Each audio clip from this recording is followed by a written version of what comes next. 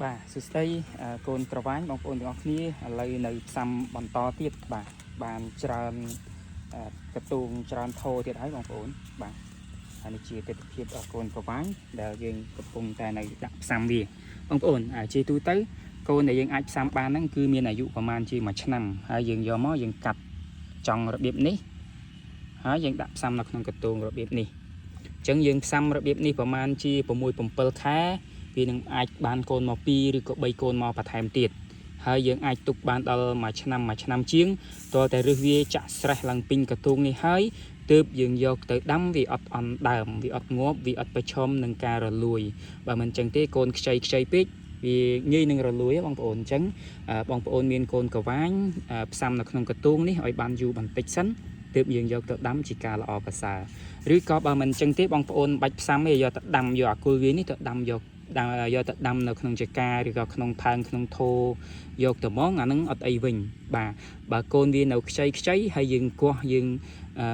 ដូរចោះដូរឡើងហ្នឹងវាងាយនឹងរលួយបើយើងប្រៀបធៀបជាមួយនឹងកូនចាស់គឺវាអត់សូវធន់ដូចទៅនឹងកូនចាស់ទេបាទនៅទីនេះគឺជាកន្លែងបន្តកូនក្រវ៉ាញ់របស់ខ្ញុំបងប្អូនមានច្រើនម៉ឺនកូនតែម្ដងបងប្អូនអាជួរនេះយើងទើបតែផ្សំហើយជួរខាងនេះគឺធំអស់ហើយធំនេះគឺច្រើនម៉ឺនកូនតែម្ដងដែល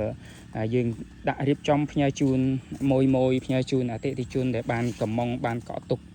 មកហើយនឹងជាបន្តបន្ទាប់រាល់ថ្ងៃតែម្ដងបាទនេះជាទស្សនវិជ្ជាកូនក្រវ៉ាញ់របស់ខ្ញុំបងប្អូនបាទច្រើនណាស់បាទច្រើនមែនតើច្រើនម៉ឺនកូនតែម្ដងហើយក្នុងមួយគុំនេះគឺមានច្រើនដើមបាទយ៉ាងតិចណាស់ក៏3ដើមដែរបងប្អូនបានយើងលក់ចាញ់បានយើងដាក់ផ្ញើជូនមួយអតិថិជនដែលបានកក់ទុកបាទបើកូននៅ2ដើម3ដើមអីហ្នឹងពេលខ្លះយើងអត់ដាក់ផ្ញើទេពេលខ្លះចាប់ពី4 5ដើមអីឡើងទៅក្នុងមួយថូក្នុងមួយកតួងហ្នឹងទើបយើងរៀបចំផ្ញើជូនអតិថិជនរបស់យើងបងប្អូនអាចឆ្ងល់4 5យ៉ាងម៉េចបងប្អូនដូចនេះចាបាទនេះមួយគុំនេះ3ដើមនេះ1 2 3ចឹង3ហ្នឹងយើងអាចផ្ញើទៅបានហើយតែភាគច្រើនហ្នឹងយើងផ្ញើគឺចាប់ដល់នេះ4 5ឡើងទៅនេះ1 2អានេះចេញមកថ្មី3 4 5បាទ5ចឹង4ឬក៏5អីចឹងឯងបាទមាន3មានអីមួយខ្លះបាទទើបយើងរៀបចំផ្ញើជូនអតិថិជនរបស់យើងហើយនៅទីនេះគឺមានច្រើនម៉ឺនកូនតែម្ដងដែលត្រៀមនឹងចាញ់លក់ជាបន្តបន្ទាប់ទៅបាទអរគុណបងប្អូនហើយអរគុណបងដែលបានកក់ទុកជាមុនហើយយើងនឹងរៀបចំផ្ញើចាញ់បន្តឲ្យបានគ្រប់គ្នាគ្រប់ចំនួនតែម្ដងបាទអត់ខ្វះទេច្រើនគ្រាន់តែថាសូមអធិស្ឋានពេលខ្លះយឺតយ៉ាវក្នុងការវិខ្ចប់ផ្ញើដោយសាររវល់ធ្វើការផងហើយក្រុមការងារអត់មានគ្រប់បាទអញ្ចឹងទៅពេលខ្លះបងរងចាំបន្តិចដែរតែអរគុណដែរសម្រាប់ការយកយល់អធិស្ឋានបងមួយបាទហើយខ្ញុំនឹងនៅតែបន្ត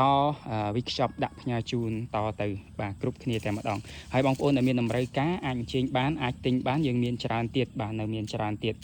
បាទជាប្រភេទក្រវ៉ាញ់ហើយដើមធំក្រវ៉ាញ់នេះបាទក្រវ៉ាញ់ដើមធំជាប្រភេទក្រវ៉ាញ់ធម្មជាតិដែលយើងអាចយកមកផ្សំបដោះដាំនៅក្នុងស្រុកបានបាទអរគុណបងប្អូនសម្រាប់ការតាមដានទេសនាមានអ្វីចូលរួមអាចសរសេរបានខាងក្រោមហើយជួបគ្នានៅពេលក្រោយទៀត